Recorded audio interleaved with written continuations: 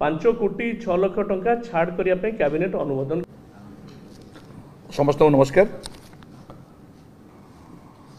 आज जो 76तम कैबिनेट बैठक माननीय मुख्यमंत्री सभापतित्व अनुष्ठित होता ए 17टी विषय गुरुत्वपूर्ण विषय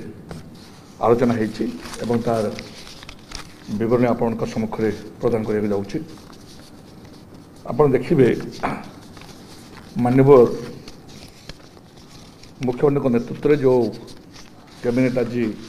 केते गुरुत्वपूर्ण निष्पत्ति नहीं राजस्व विपर्य परिचालन विभाग 3टी प्रस्ताव अच्छी। नवरंगपुर जिलार नंदाहाड़ी तहसिल अंतर्गत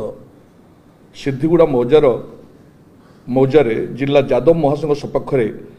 गौशाला निर्माण निमंते 2 एकर सरकारी जमी बिना प्रीमियम बिना आनुषंगिक खर्च और स्वल्प वार्षिक भू राजस्व एवं शेष लीज सूत्र प्रदान निमंते राज्य कैबिनेट निष्पत्ति ग्रहण कर तेज यही निमंते जिला यादव महासभा को वार्षिक भू राजस्व बाबद को एकर पिछा 100 टंका एवं वार्षिक शेष बाबद भू राजस्वर 75 हिसाब से देवाक पड़ो। द्वितीयटी हूँ से जिले में नवरंगपुर जिलार नंदाहाड़ी तहसिल अंतर्गत नुआगढ़ मौजारे जिला यादव महासभा सपक्ष कम्युनिटी हॉल यादव भवन और छात्रावास निर्माण निमंते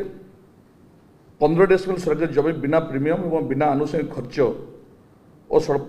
भू राजस्व एवं शेष लीज सूत्र प्रदान निमंते राज्य कैबिनेट निष्पत्ति ग्रहण कर तेज एथि निमंते जिला यादव महासभा को वार्षिक भू राजस्व बाबद को एकर पिछा 100 टंका एवं वार्षिक शेष बाबद भू राजस्व 75 हिसाब से देवाक पड़ो।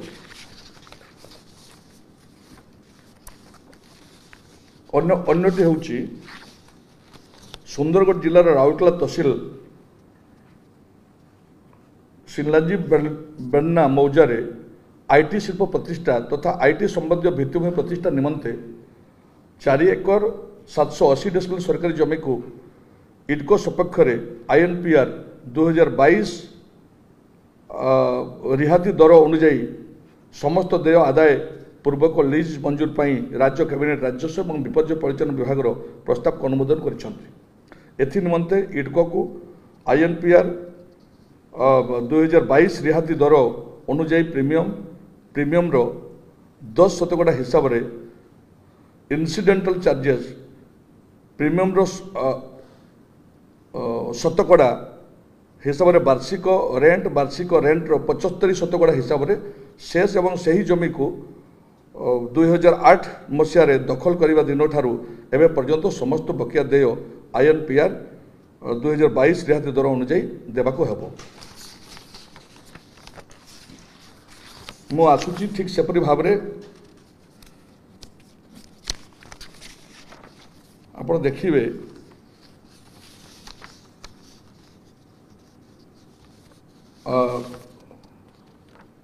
School and mass education department 2टी गुरुत्वपूर्ण प्रस्ताव उपरे कैबिनेट को मोहर मारी से 2टी हूँ राज्यर समस्त सरकारी प्राथमिक और उच्च प्राथमिक विद्यालय गुड़िक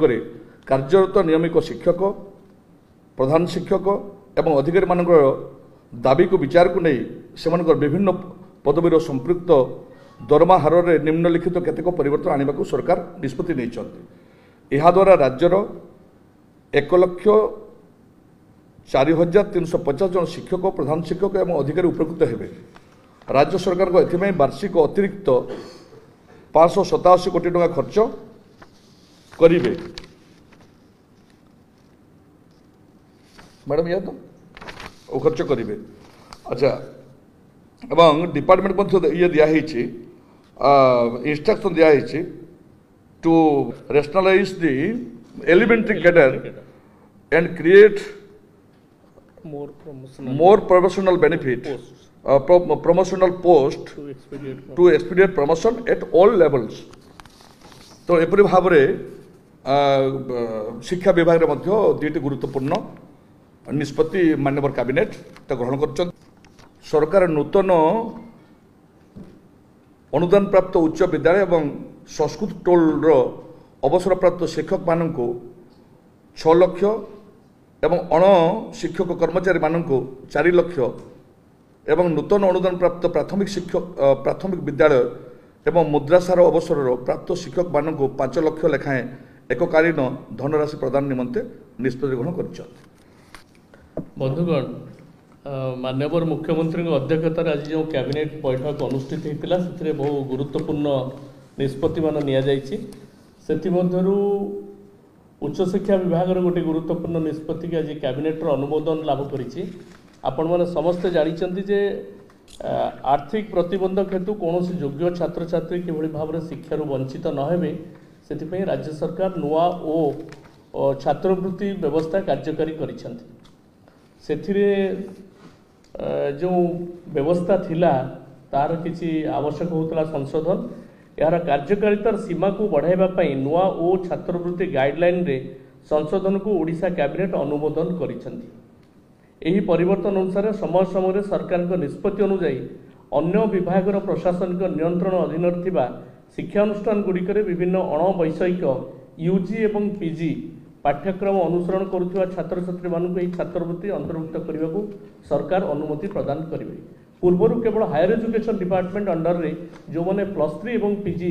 पाठ्यक्रम नौते से स्कॉलरशिप पाते किंतु अन्य केतक एडमिनिस्ट्रेटिव डिपार्टमेंट अंडर रे जोटी यूजी एवं पीजी रही आप एग्रीकल्चर डिपार्टमेंट कहतु कि कल्चर डिपार्टमेंट कहतु कि अन्य कौन डिपार्टमेंट से डिपार्टमेंट रे जो मैंने यूजी एवं पीजी कोर्स कर नुआ ओ स्कॉलरशिप पाइपर। यही पदक्षेप उच्च मानर शिक्षा प्रतिपोषण पर सरकार निरंतर चेष्टा को सूचित करुँचे। इतिमध्य मुझे जनईदेवाई चाहूँगी जे हायर एजुकेशन डिपार्टमेंट रे जो स्कॉलरशिप नुआ ओर दि जाए प्राय अनेक अनुष्ठान को इतिमध्य दिया सरी से पाई सारे झील मैंने 10,000 टंका और पुओ मैंने 9,000 टंका और केतक स्पेशल केस रे SC ST और ये आनुषंगिक भाव में वर्धित हार में स्कॉलरशिप दि जाए अकाउंट में पहुँची सारे ता सहित आउ गोटे उच्चशिक्षा विभाग गुरुत्वपूर्ण निष्पत्ति नि जे हायर एजुकेशन डिपार्टमेंट रे ब्लॉक ग्रांट कर्मचारी को 60 वर्ष बयस एककालीन विच्छेदकालीन सुविधा प्रदान करने निमंते एक प्रस्ताव माननीय राज्य कैबिनेट निकट में उपस्थापन करा जायथिला। जत्नर सहित विचार पर माननीय राज्य कैबिनेट शिक्षक कर्मचारी को 10 लाख टंका और अणशिक्षक कर्मचारी को नॉन टीचिंग 5 लाख टंका एककालीन विच्छेदकालीन सेवा सुविधा प्रदान करने अनुमोदन करिसेंती। उभय अवसर प्राप्त एवं एवर्ष 2024 पर्यंत अवसर होगा प्राय 952 जन शिक्षक 1025 अणशिक्षक कर्मचारी यह द्वारा उपकृत हेबे एवं एथिपाई सरकार 149.45 कोटी टंकार आर्थिक व्यय बहन करेंगे। मुझे सूचना देवाई चाहूँगी जे ब्लॉक ग्रांट व्यवस्था अनुदान आदेश 2004 प्रकाश ठारू प्रस्तापन होईची एवं परवर्ती समय ब्लॉक ग्रांट रूपक अनुदान आदेश यथा अनुदान आदेश 2008 अनुदान आदेश 2009 अनुदान आदेश 2009 शास्त्री एवं उपशास्त्री एवं अनुदान आदेश 2014 प्रस्तापन होईची। जो नियमावली साधारण समय वर्ग में अंतर्भुक्त एवं प्रत्यक्ष प्राप्य व्यवस्था अनुसार अनुदान पाई आसुवा कर्मचारी प्रযোज्य से ही नियमावली ब्लॉक ग्रांट रूपक अनुदान आदेश परिसरभुक्त कर्मचारी निमंते उद्दिष्ट नुहे एवं ता सहित से ये व्यवस्थाटा ग्रहण करागला। साधारण प्रशासन विभाग गोटे गुरुत्वपूर्ण निष्पत्ति नि जे ऑल ओडिशा गोपाल समाज राज्यर जो गोपाल माने अच्छे जो समाज रही से भुवनेश्वर सहर यूनिट नंबर 41 चंद्रशेखरपुर ठारे सर्व ओडिशा गोपाल समाज सपक्ष में गोपाल समाजर मंगल एवं दूर दूरांतर विभिन्न कार्यपाई आसुवा लोक मानकर सुविधा रही भुवनेश्वर एक भवन निर्माण पर स्थिर होता 500 डिस्मिल भूमिर अधिमूल्य प्रीमियम बाबद को 5 କୋଟି 6 ଲକ୍ଷ ଟଙ୍କା ଛାଡ଼ କରିବା ପାଇଁ କ୍ୟାବିନେଟ୍ ଅନୁମୋଦନ କରିଛନ୍ତି ଏବଂ ଗୋପାଳ ମାନଙ୍କର ହିତ ଦୃଷ୍ଟିରୁ ତାଙ୍କ ସୁବିଧା ପାଇଁ ଭୁବନେଶ୍ୱରରେ ଏହି ଗୋପାଳ ଭବନ ନିର୍ମାଣ କରାଯିବା ପାଇଁ ବ୍ୟବସ୍ଥା କରାଯାଇଛି।